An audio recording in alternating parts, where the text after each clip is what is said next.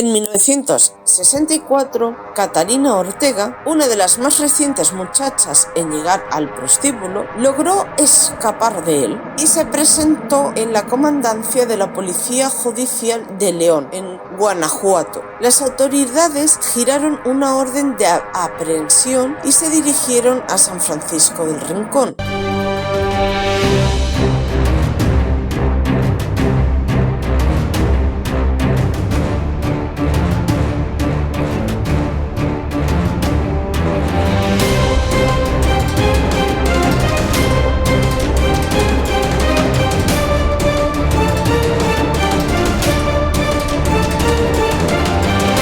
Hola a todos y bienvenidos a Lunas Tenebrosas. Hoy vamos a hablar de las poquianchis, unas proxenetas y asesinas mexicanas que causaron hace ya bastantes años terror en México, tanto que hasta se crearon mitos alrededor de ellas y de todo lo que hicieron, porque sinceramente es que lo que hicieron fue algo terrible, algo que a priori no te puedes ni imaginar. Este caso, al igual que otros en los que os he avisado también, es un caso bastante terrible, así que antes de comenzar con el caso propiamente dicho, os aviso de lo que vais a escuchar aquí va a ser algo difícil de escuchar. Avisados estáis. Ya sabéis, comentad lo que os parece, dad like si os gusta el vídeo y si os gusta el canal, suscribiros. Dicho esto, comencemos. De las pocas asesinas seriales que se conocen en la historia, las poquianchis son de las más aterradoras y su historia sigue dejando en shock a todo el que llega a conocer los horrores que cometieron, que convirtieron a las hermanas en el objeto de una leyenda negra que ha llegado a inspirar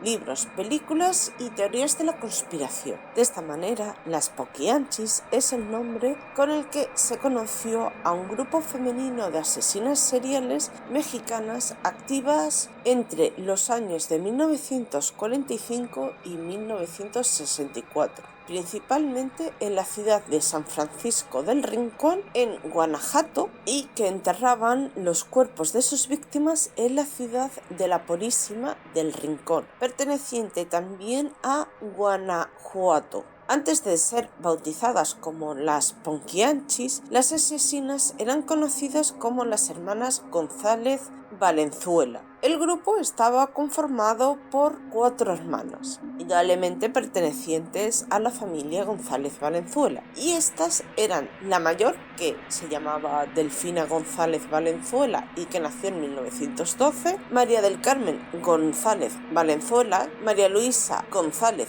Valenzuela y la más pequeña de las 4 llamada María Jesús González Valenzuela, que nació en 1929. 3 de ellas fueron acusadas de homicidio, lenocinio, tráfico de personas, crimen organizado, inhumación ilegal de restos humanos, aborto, corrupción de menores, privación ilegal de la libertad y soborno. Las 4 mujeres eran dueñas de varios burdeles en Guanajuato y Jalisco. Sus víctimas fueron en su mayoría mujeres muy jóvenes, más bien adolescentes, a las que privaron de su libertad para que éstas ejercieran como prostitutas. Y cuando éstas eran demasiado viejas para las hermanas, que realmente no eran tan viejas porque estaban en la flor de la vida, eran asesinadas, aunque también se sabe que asesinaron a clientes y bebés de las mujeres esclavizadas.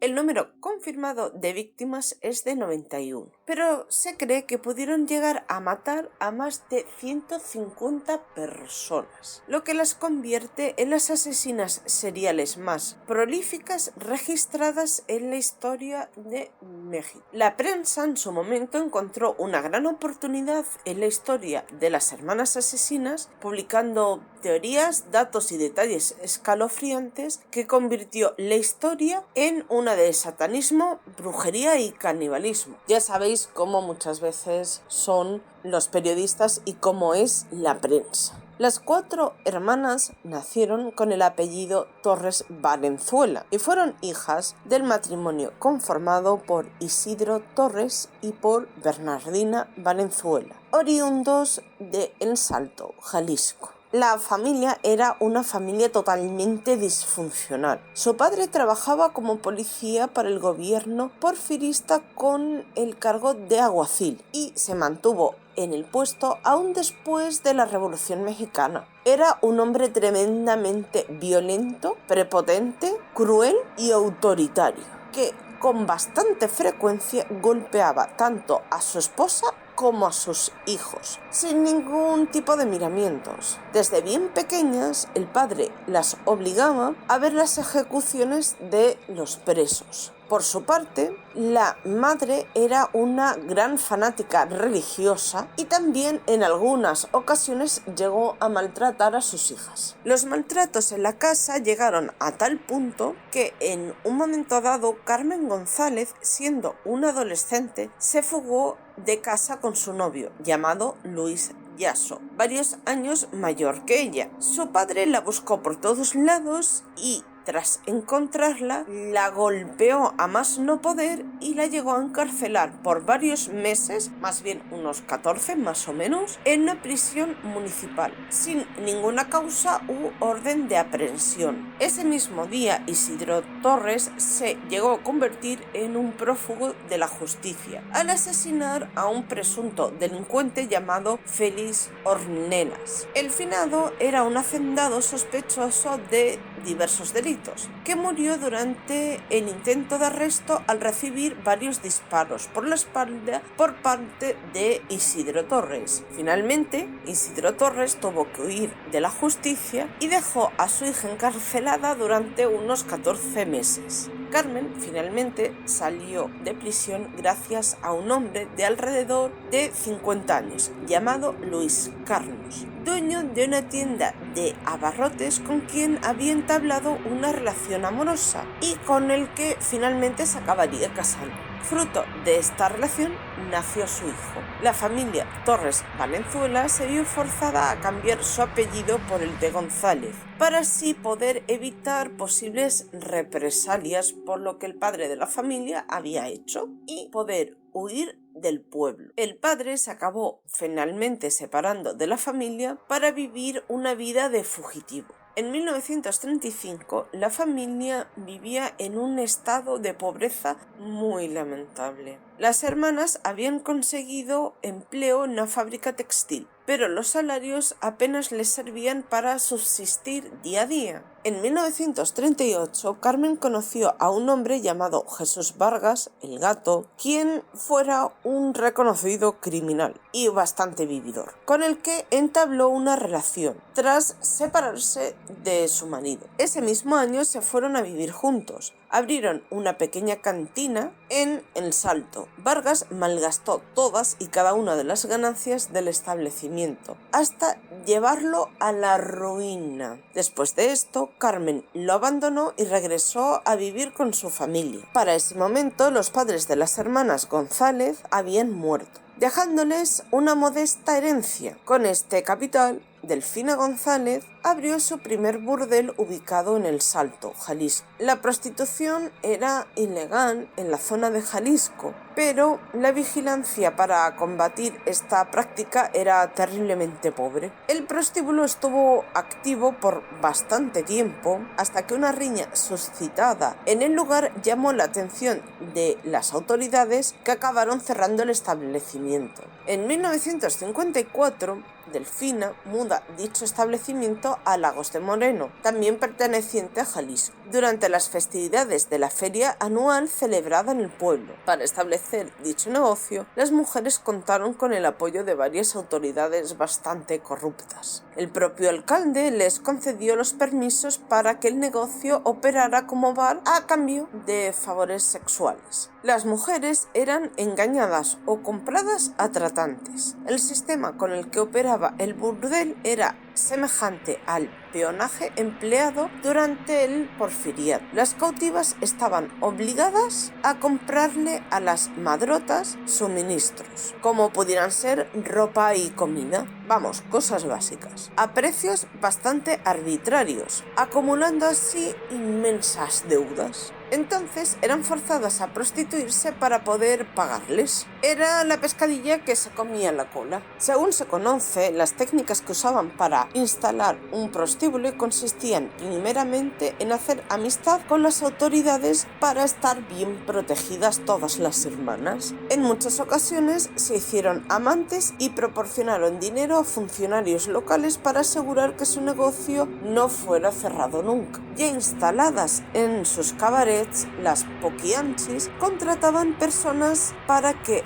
recorrieran toda la república en busca de adolescentes de entre 12 y 15 años de edad y por medio del engaño y la extorsión las condujeran a sus negocios, donde una vez que entraban eran mantenidas en cautiverio para ser así prostituidas. La Secretaría de Salud emitía tarjetas de control falsas que las poquianchis utilizaban para presumir de que las muchachas estaban totalmente sanas y que no tenían ningún problema médico. Estas tarjetas costaban mucho, pero que mucho dinero, pero servían para que los clientes estuvieran tranquilos y fueran allí. En 1964, Catarina Ortega, una de las más recientes muchachas en llegar al prostíbulo, logró escapar de él y se presentó en la comandancia de la Policía Judicial de León, en Guanajuato. Las autoridades giraron una orden de aprehensión y se dirigieron a San Francisco del Rincón.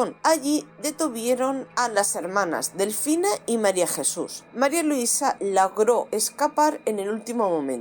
El caso fue ampliamente, allí detuvieron a Delfina y a María de Jesús. María Luisa logró escapar al último momento. El caso fue ampliamente difundido por la revista Alarma. Más de 90 cuerpos de mujeres, hombres y fetos fueron encontrados en el patio de las Poquianchis, aunque consiguieron rescatar a bastantes mujeres con vida. Algunas de las mujeres rescatadas dieron testimonio de los hechos que allí habían acontecido y que ya se habían vivido. Las mujeres contaron a los judiciales cómo algunas de sus compañeras fueron golpeadas y torturadas por sus patronas e incluso varias fueron asesinadas y enterradas dentro del mismo predio donde eran explotadas. Las víctimas relataron a las autoridades que nunca las dejaban salir de las casas de citas, es decir, estaban allí encerradas, y que cuando resultaban embarazadas les practicaban abortos y en caso de nacer los niños, estos eran asesinados sin piedad ninguna. Según el relato de las rescatadas, las poquianchis también asesinaban a aquellas prostitutas que ya no les servían para nada, sepultándolas vivas en un panteón clandestino,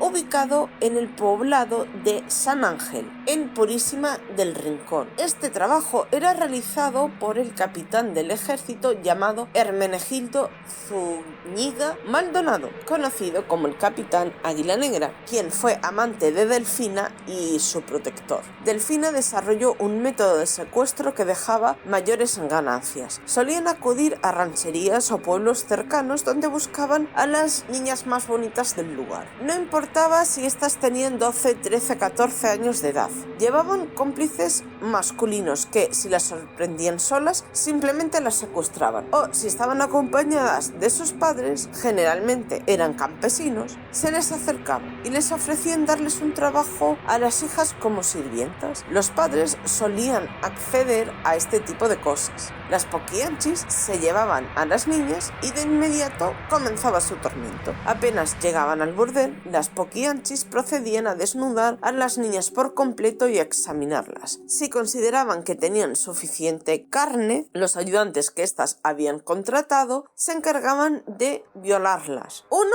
tras otro, sin piedad, y si lloraban o se resistían, las golpeaban. Después, las poquianchis las bañaban con cubeteras de agua helada, les daban vestidos y las sacaban por la noche a que comenzaran a atender a la clientela del bar, bajo amenazas de muerte. Los clientes se mostraban siempre muy encantados de encontrar niñas de tan corta edad, por lo que el negocio prosperó tremendamente rápido. Una vergüenza. Las hermanas alimentaban a sus esclavas sexuales solamente con 5 tortillas duras y un plato de frijoles al día. Este tipo de dieta tan raquítica hizo que muchas de las mujeres llegaran a enfermar y a morir. Cuando una de las mujeres llegaba a la edad de 25 años, las poquianchis ya la consideraban una mujer tremendamente vieja. Procedían entonces a entregársela a Salvador Estrada Bocanegra, llamado el Verdugo, quien la encerraba en uno de los cuartos del rancho, sin darle de comer ni beber por varios días. Entraba constantemente para patearla y golpearla con una tabla de madera en cuyo extremo había un clavo afilado. Una vez que la mujer estaba tan débil que ya no podía ni siquiera intentar defenderse, el verdugo la llevaba a la parte de afuera del rancho y tras cavar una zanja profunda la enterraba viva. A otras le aplicaban planchas calientes sobre la piel, las arrojaban desde la azotea para que murieran al caer o les destrozaban la cabeza a golpes. Si una de las muchachas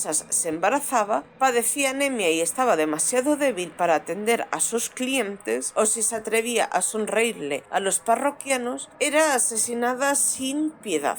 Los bebés que llegaron a nacer fueron asesinados uno por uno y enterrados, a excepción de un niño al que guardaron para vendérselo a un cliente que quería experimentar con él. Mientras tanto se dedicaron a maltratarlo. También practicaban abortos clandestinos en las jóvenes más populares con tal de no perder esa fuente de ingreso. Las mujeres además eran obligadas a limpiar el lugar, a cocinar y atender a las poquianchis. Las poquianchis habían reclutado a varios ayudantes que las auxiliaban en todas sus labores. Uno era Francisco Camarena García, el chofer que se encargaba de transportar a las jovencitas reclutadas, junto con Enrique Rodríguez Ramírez. Otro era Hermenegildo Zúñiga, ex capitán del ejército conocido como Águila Negra, quien servía como su guardaespaldas y cuidador del burdel, y del que hemos hablado un poquitín antes. José Facio Santos, velador y cuidador del rancho, y Salvador Estrada Bocanegra, el verdugo, quien golpeaba a las prostitutas que protestaban por algo, y cuando alguna amenazaba con marcharse o denunciar los maltratos a los que era sometida, se encargaba de asesinarla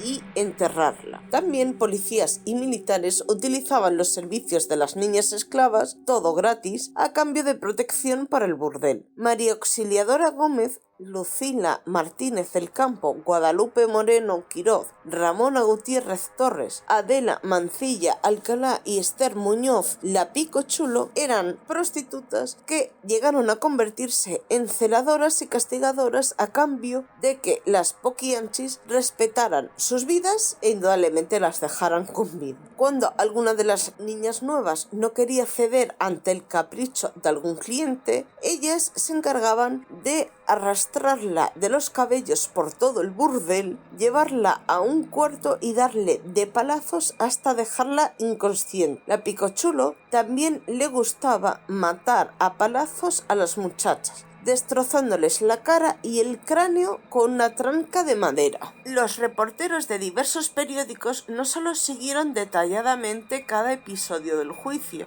sino que por la naturaleza del hecho se suscitó un fenómeno periodístico sin precedentes, pues se avivó el escarnio público mediante la franca invención de situaciones que aderezan la historia, alimentando el morbo público. Así, este caso, de por sí enormemente escandaloso, fue adquiriendo rasgos extraordinarios para la opinión pública, como supuestos actos satánicos y quema de fetos, que lo que llevaron a prevalecer en la memoria colectiva y llegar incluso hasta la sátira literaria en el libro Las muertas del escritor Jorge Ibargüengoitia, al cine con la película Las Ponquianchis, dirigido por Felipe Calzals, y al teatro con la ópera cómica Serafina y Arcángeles. Entre los muchos mitos creados en torno a este caso, la prensa amarillista creó el de los ritos satánicos. Se afirmó que hacia 1963 las poquianchis incursionaron en el satanismo. Alguien les dijo que si ofrecían sacrificios al diablo, ganarían mucho más dinero y tendrían la protección de este. Desde ese momento, cada vez que llegaban nuevas niñas reclutadas, eran iniciadas en un extraño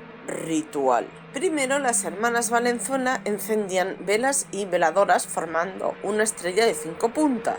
Luego llevaban un gallo, el cual era sacrificado. Entonces Delfina y sus hermanas se desnudaban para untarse la sangre del animal. Desnudaban además a las niñas nuevas, quienes eran violadas y sodomizadas por los cuidadores, mientras las poquianchis contemplaban la escena y se reían. Después sus ayudantes llevaban a la habitación algún animal, un macho cabrío o un perro, y obligaban a las niñas a realizar un acto zoofílico para alegría de quienes contemplaban la escena. Después los hombres llamaban a las demás niñas para empezar así una orgía, en la cual las poquianchis también participaban. Semanas después comenzarían otro negocio, el cual consistía en quitar la carne a los cadáveres de las prostitutas que iban asesinando para venderla por kilo en el mercado a unos 3 pesos, más o menos. Luego de varios meses que duró el proceso y que consistió en careos e interrogatorios, finalmente Delfina, María de Jesús y María Luisa González Valenzuela fueron acusadas de lenocidio, secuestro y homicidio calificado y recibieron una pena de unos 40 años de prisión. Sin embargo, 2 de ellas murieron tras las rejas antes de obtener su libertad. Delfina, conocida como la Poquianchis Mayor, falleció a los 56 años de edad en la cárcel de Irapuato el 17 de octubre de 1968. María Luisa, apodada Eva la Piernuda, perdió la vida en su celda de la cárcel municipal de Irapuato en noviembre de 1984, luego de ser consumida por un cáncer hepático. María de Jesús fue la única que falleció en libertad a mediados de la década de los 90. En su momento, el caso de las poquianchis puso de manifiesto la existencia de un alto nivel de impunidad, corrupción y colusión de las autoridades locales, que a sabiendas de los crímenes que éstas estaban cometiendo, solaparon la red de explotación durante más de 10 años. Además, dejó ver una realidad soterrada en México que contrastaba con un discurso público donde prevalecía el conservadurismo, la moralidad católica y una idea oficial de progreso económico y social. Y hasta aquí sería el caso de las poquianchis. El caso de unas proxenetas y unas asesinas que, sinceramente, cuando fueron descubiertas y apresadas, México entero se llevó las manos a la cabeza viendo todo lo que éstas habían hecho. Y este caso fue tan tremendo que, como ya hemos comentado, hizo que se crearan muchos mitos alrededor de todo lo que hicieron. Lo que hizo, pues, que el caso fuera todavía más engrandecido, por decirlo así, o sea, que se hiciera todavía más grande, más complejo, más oscuro, que ya lo era bastante, las cosas como son. ¿Qué os ha parecido este caso? ¿Qué os ha parecido estas asesinas? ¿Creéis que eran algo crueles? ¿Pensáis que su infancia, ese padre maltratador que las obligaba a ver cómo mataba a los presos, a una madre que era tremendamente católica y también maltratadora, pudo haber ayudado a que estas chicas y luego señoras se convirtieran en estas terribles asesinas? ¿O había algo más para que 4 hermanas, las 4, hicieran ese tipo de actos? Muchas gracias por verme. Por favor, dejar en la cajita de comentarios lo que pensáis sobre el tema y hasta la próxima.